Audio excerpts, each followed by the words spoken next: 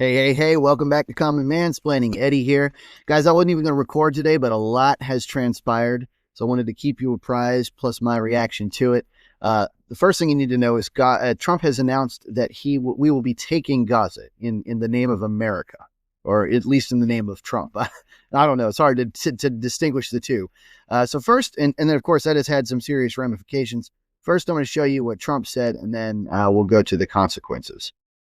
I also strongly believe that the Gaza Strip, which has been a symbol of death and destruction for so many decades and so bad for the people anywhere near it, and especially those who live there, and frankly, who's been really very unlucky. It's been very unlucky. It's been an unlucky place for a long time.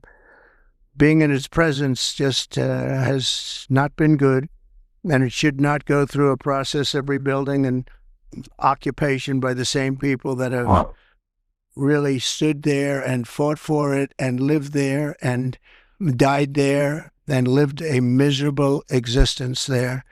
Instead, we should go to other countries of interest with humanitarian hearts, and there are many of them that want to do this, and build various domains that will ultimately be occupied by the 1.8 million Palestinians living in Gaza, ending the death and destruction and, frankly, bad luck. This can be paid for by neighboring countries of great wealth. It could be 1, 2, 3, 4, 5, 7, 8, 12. It could be numerous sites, or it could be one large site.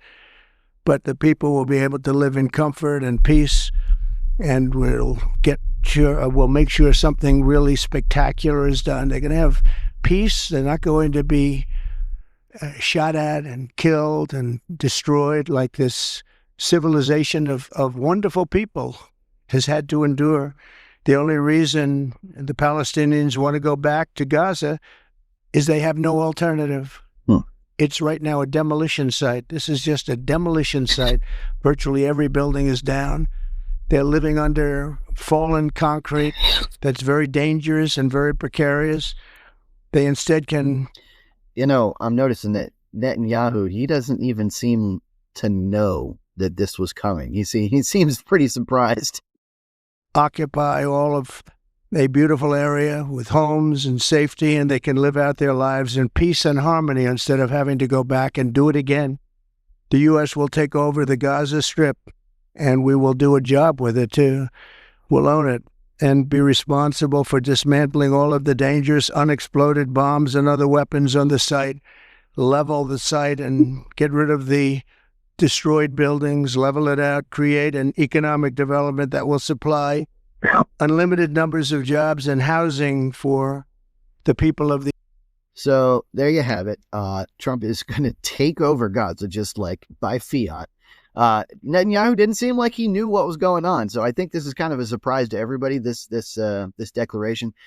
I don't know if it's going to be a good thing overall. It's hard to gauge. Now, one thing it will probably stop is the war in Gaza. It'll probably stop that cult, because if that is sovereign U.S. territory, it's not like Netanyahu can just start dropping bombs on American sovereign territory.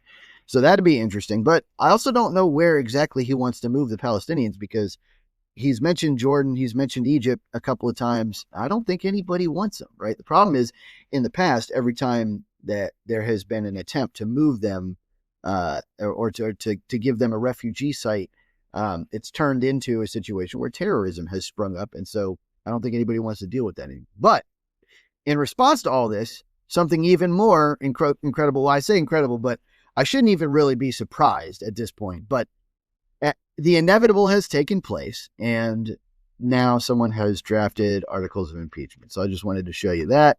Mr. Speaker, and I rise today, Mr. Speaker, with a to whom it may concern message. To whom it may concern, ethnic cleansing in Gaza is not a joke, especially when it emanates from the President of the United States, the most powerful person in the world, when he has the ability to perfect what he says. Ethnic cleansing in Gaza is no joke, and the Prime Minister of Israel should be ashamed, knowing the history of his people. What did Netanyahu have to do with this? I don't think, anyway. stand there and allow such things to be said. Ethnic cleansing has been a crime against humanity. And I stand here today in the well to denounce what was said, to denounce what the president said, to denounce the complicity of the Prime Minister of Israel, and to remind people that Dr. King was right. Injustice anywhere is a threat to justice everywhere. And injustice in Gaza is a threat to justice in the United States of America. I rise to announce that the movement to impeach the president has begun. Oh boy. I rise to announce that I will bring articles of impeachment against the president for dastardly deeds proposed and dastardly deeds done. Yeah, so there you have it. For dastardly deeds proposed and dastardly deeds done. Now, I'm not sure exactly which deeds he's referring to, because to the best of my knowledge, this is all I know about impeachment. One, you can't impeach somebody for something they're about to do, right? And that's kind of what they tried to do the last time Trump was in office. You know, he made that like in innuendo on the phone with Ukraine. They wanted to impeach him for something that he might have done, which is ridiculous. So I don't know exactly what act they think Trump is going to take. Trump uses a lot of hyperbole. So I don't even know if I could tell you what exactly Trump means when he says we're going to take Gaza, we're going to own it.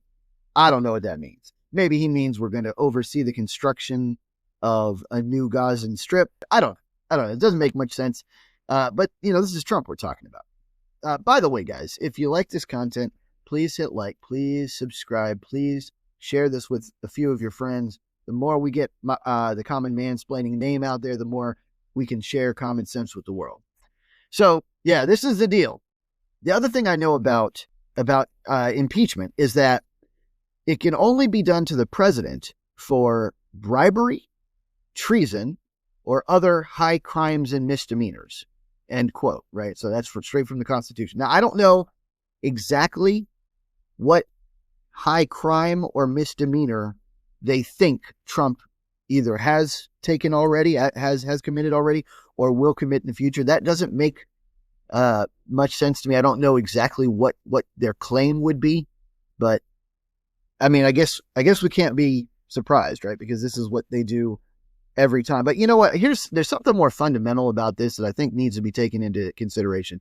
The Democrats need to stop using impeachment like it's just a political tool to delay something, right? And that's basically what it was Trump's first term. It was just a tool to try to delay him, to try to like throw him off his game. And that's exactly what they're doing this time.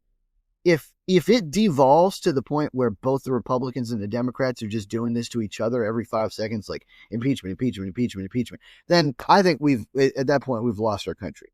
I don't know. What do you guys think at home? Put some comments in the chat. Answer this question for me. Do you think that Trump has done anything worthy of impeachment ever?